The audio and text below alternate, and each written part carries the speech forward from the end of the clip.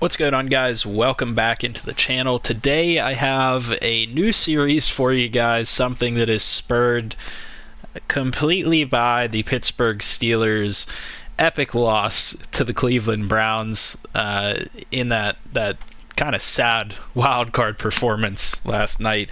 And today we're going to be beginning a series on fixing the Pittsburgh Steelers, and what will it take to fit the Pittsburgh Steelers? What is my vision to fix the Pittsburgh Steelers? And I'm going to be taking your guys' feedback on some of these things as we go through.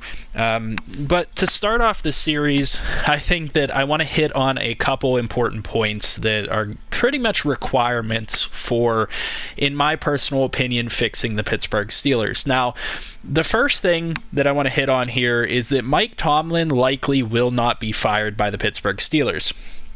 He is signed through next season. He's signed through the 2021 season, and he has a team option the following year. And so more than likely, I think what's going to happen with Mike Tomlin, because he has had 10 straight years essentially of having positive records but not having playoff production, which in the Pittsburgh Steelers' eyes, in that franchise's eyes, and in the fans' eyes isn't acceptable. The Pittsburgh Steelers aren't the type of team that are looking for regular season success. They're looking for postseason success. And so by that measuring stick, the Pittsburgh Steelers under Mike Tomlin have not been successful. And so Mike Tomlin I see as sticking around for 2021. They've been lenient with him up until this point, but they're going to get really strict with him following this playoff loss. He's likely going to lose his offensive coordinator. He's going to lose some amount of control. I would imagine that a lot of his players are probably going to be let go and things of that nature, and he's going to be around. He's going to be held around for another season to finish out that contract. I don't see them releasing Mike Tomlin. It is a very real possibility after that playoff loss, but I see them bringing in a new offensive coordinator and possibly somebody that's an offensive coordinator that could push for his job in a year's time, somebody to really put him on the hot seat and almost create competition within the organization to drive them to do better. Now, I don't know exactly how that could look in real life. I've Googled and searched and done some research on the most likely offensive coordinator candidates out there. There are many of them, but I think that there are a couple problems that the Pittsburgh Steelers face that are the most important, that help us narrow down our field of coaching candidates to take over the offensive coordinator job under Mike Tomlin, and potentially push for a head coaching job. So with that being said, the guys that or I guess I should note, I don't think Ben Roethlisberger is the problem with the Pittsburgh Steelers. As we saw throughout a majority of the year, he is pretty effective throwing the ball. Yes, he's been a little bit inaccurate at times. It's his first year coming off of an arm surgery. I don't believe he's the problem. I very strongly believe that the offensive coordinator put him in poor positions. Yes, they got the ball out of his hand quicker, but ultimately that is what did them in towards the end of the season. Once people figured that out, that was the problem for them. They had the worst rushing attack in the league. They passed the ball way too much. They couldn't lean on the run game when they needed to, and ultimately the short passes were to the detriment of the Pittsburgh Steelers late in the season. And so the offensive coordinator, the game plan, those types of things were the most egregious problems with the Pittsburgh Steelers this season, and those are going to probably be what the Steelers look to rectify moving forward.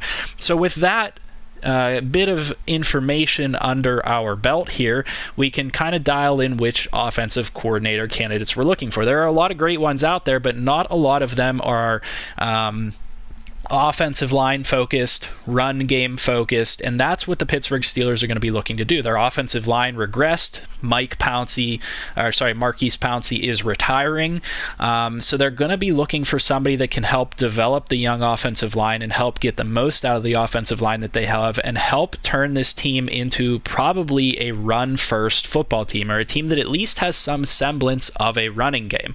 And so the incentive here to bring in an offensive coordinator is, hey, we need a guy that can come in and take this team from bottom of the league in rushing to middle of the pack, because with a team that has such a good defense like the Pittsburgh Steelers, you can lean on that defense as long as you can secure the football and progressively control the time of the game, control the clock, and control the football and not turn it over. And you're not going to be able to do that unless you have a running style of offense. And so the options that we have at coach here that I've come up with, that I've done some research online, finding the most likely offensive coordinator candidates out there. Some of the top ones that stuck out to me would be Doug Marrone, who is supposedly looking for an offensive coordinator job.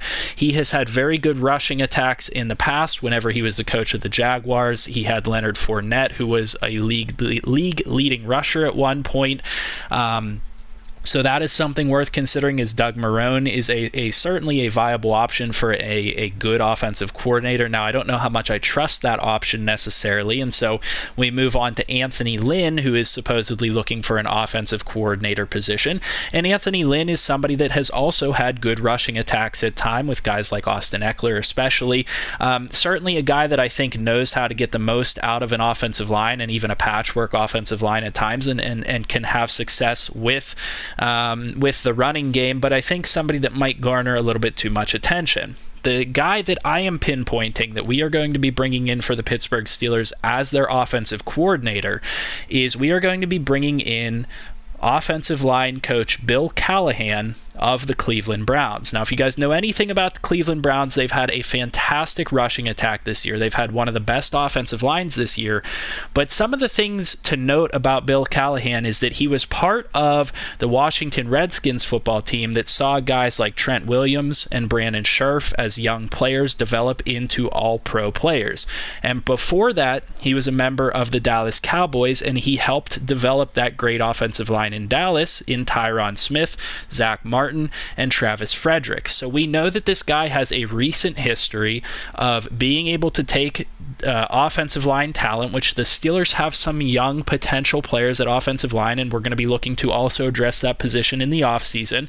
They have these types of players, and after Mike Munchak left, they didn't further their development, and they've struggled since then. So we're bringing in an offensive coordinator that has the mind for a run game, which Cleveland does, and Bill Callahan likely does, and we're bringing in a guy that can focus on developing this offensive line and taking this team from a bottom of the league rushing team to a middle of the pack to top half of the pack type of rushing offense. And it's been a quick turnaround, and this guy is absolutely potentially looking for a offensive coordinator position in the NFL. And the added incentive here is that we know that Mike Tomlin's contract is running out in a year. So if Bill Callahan does a fantastic job and does everything that we expect of him, he can really put the pressure on Mike Tomlin and potentially take over his role as head coach in more of a natural transition.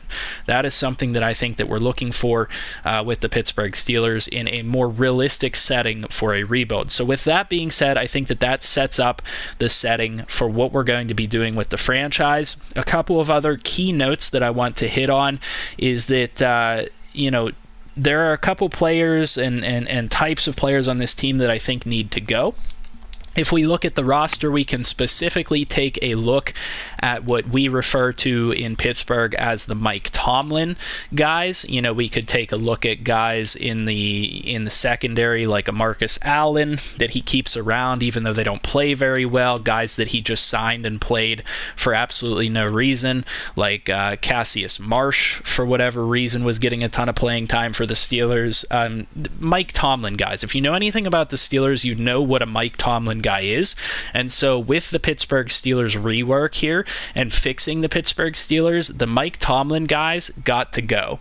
That's just the simple reality of it, and that's probably what's going to happen this year, is that Mike Tomlin will stick around and he's going to lose a lot of that control over the roster, and a lot of these Mike Tomlin type of players are probably going to be on their way out. And I think that that's important in terms of taking control away from Mike Tomlin, who kind of seems seems to keep guys around for longer than he should.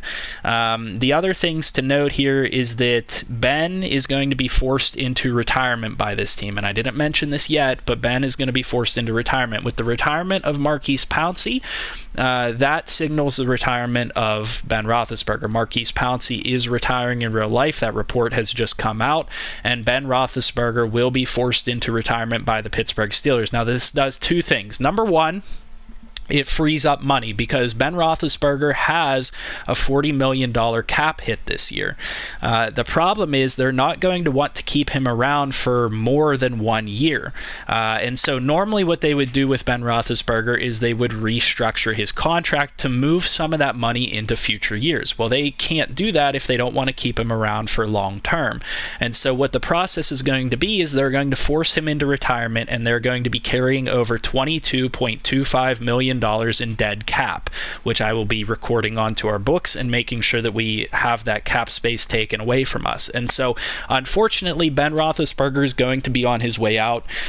He will be forced into retirement like they did with guys like Troy Polamalu in the past. Now, one of the important things to note here is that, like I said, I don't personally believe that Ben Roethlisberger is the problem, but from a financial standpoint, he does pose a problem because he is the reason with his massive contract that they have been unable to address positions like the offensive line and positions that they could really use help at. And in transitioning this team to a possession team and a running first team, a team that leans on their defense to win them football games, Ben Roethlisberger does not have a place in this rebuild, unfortunately.